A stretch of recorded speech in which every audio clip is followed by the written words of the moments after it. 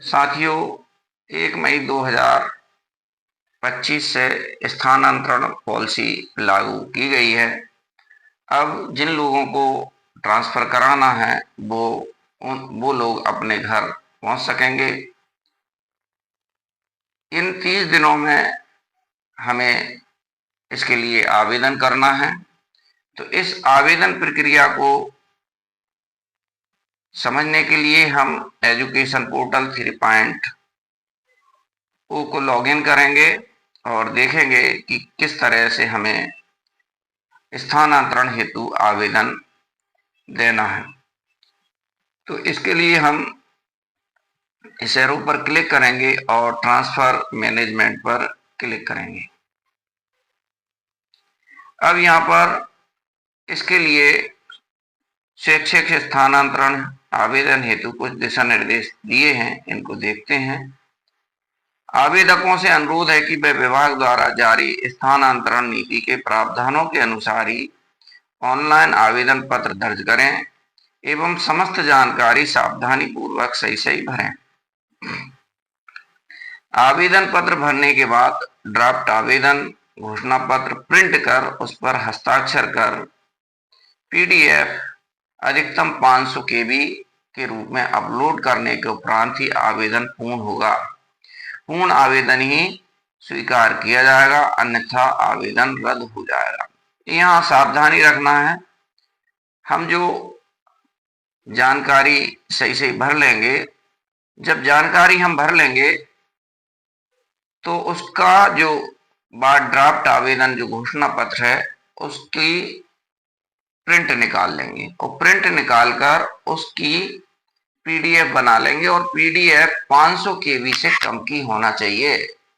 अगर 500 केबी की से कम की है तो पहली बात तो वो अपलोड ही नहीं होगी, और अपलोड हो भी गई तो आपका आवेदन स्वीकार नहीं किया जाएगा, वह आवेदन स्वतः ही रद्द हो जाएगा। अब आगे देखें, आवेदन पत्र में गलत जानकारी प्राप्त होने पर आवेदन को निरस्त किया जाएगा। तो सही जानकारी भरें।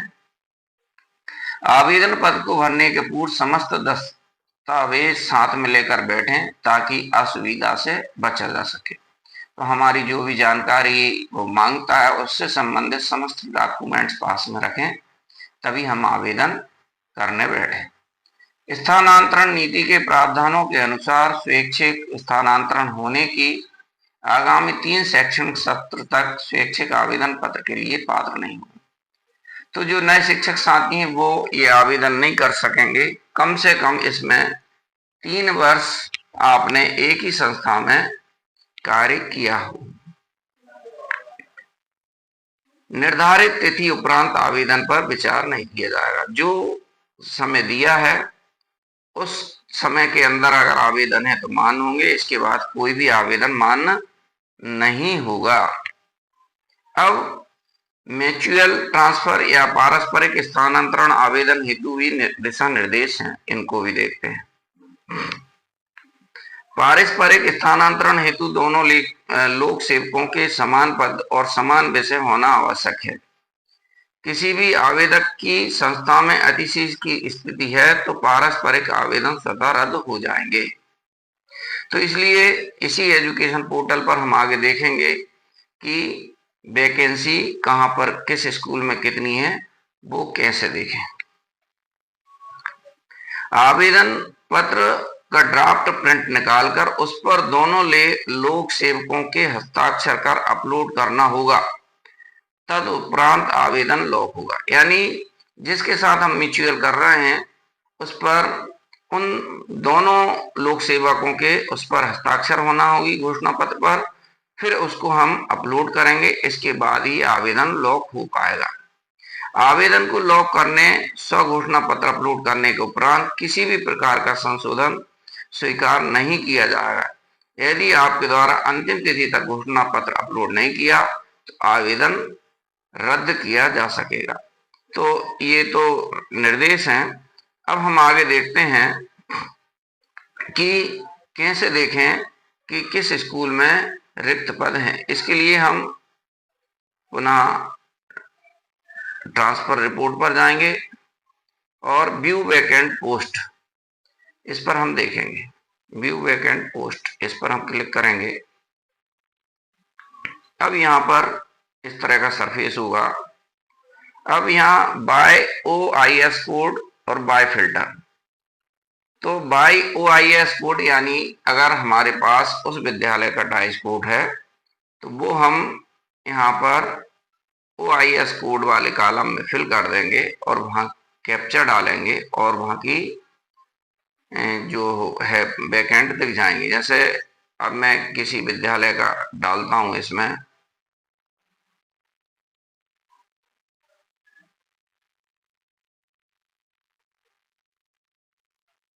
इस तरह मैंने एक विद्यालय का डाइस कोड डाला और यहाँ पर इस तरह हम कैप्चा फिल कर देंगे और सर्च करेंगे तो उस विद्यालय के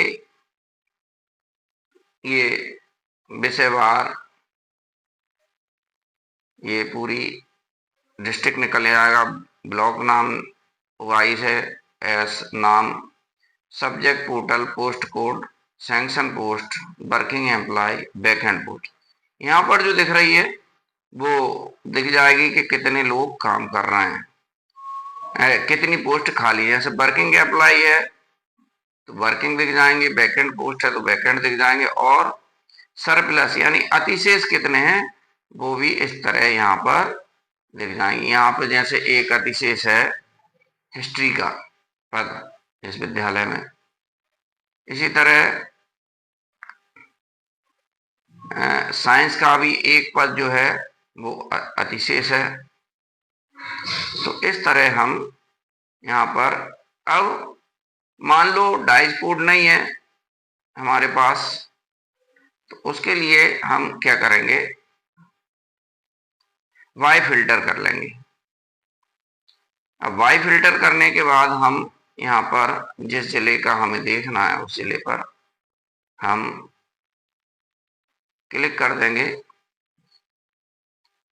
तो वो डिस्ट्रिक्ट निकल आएगा।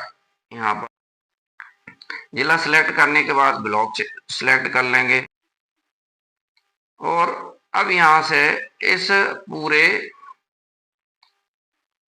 अब हमें स्कूल सिलेक्ट, इस तरह हमने, अब यहाँ कैटेगरी यानी हायर सेकेंडरी में देखना है, PS में देखना है, MS में देखना है, हाई स्कूल में पद जिसमें भी देखना है उस पर हम क्लिक कर देंगे। जैसे मान लो PS में देखना है तो PS पर क्लिक कर देंगे।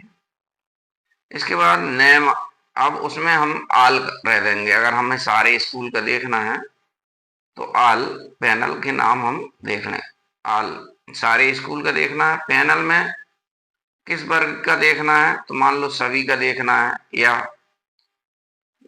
3, 2 या जो भी देखना है वो हम मान लीजिए वर्ग 3 का देखना है। तो इस तरह अब हम इसमें कैप्चा फिल कर देंगे। कैप्चा फिल करने के बाद हम सर्च करेंगे और इस तरह यहाँ पर सारे स्कूलों की, जो PS स्कूल हमने सिलेक्ट किया था, तो यहाँ पर वर्ग 3 के 2 सैंक्शन पोस्ट हैं, 2 कार्यरत हैं, कोई अतिशेष भी नहीं, कोई वैकेंसी भी नहीं। अब ये नीचे जो है अहमदपुर कला, यहाँ पर ये सैंक्शन पोस्ट दिख रही हैं, वर्किंग पोस्ट भी दिख रही, एक है, एक वैकेंट है। तो यहाँ पर हम आवेदन कर सकते हैं अगर इस स्कूल में हमें जाना है। तो इस तरह हम अपनी पोस्ट देख सकते हैं। इसके बाद अब हमें मान लो ट्रांसफर, जब हम आवेदन कर देंगे तो वहां पर हमारा स्टेटस दिखने लगेगा कि हमारे स्टेटस क्या है। वहां पर हम एम्प्लॉय कोड डाल देंगे जो भी हमारी यूनिक आईडी है और ऐसे सर्च मार देंगे। अब चूंकि आवेदन नहीं किया इसलिए रिकॉर्ड, तो जो भी स्थिति होगी वो यहाँ पर दिख जाएगी। साथ ही हमें एजुकेशन पोर्टल पर ही हमारी ज्वाइनिंग होगी, यहाँ पर डेट चल जाएगी, ज्वाइनिंग रिक्वेस्ट डल जाएगी और किस तरह का हमारा ट्रांसफर है वो दिख जाएगा, म्यूचुअल है या, तो इस तरह एजुकेशन पोर्टल के माध्यम से हमारे स्थानांतरण की प्रक्रिया होगी।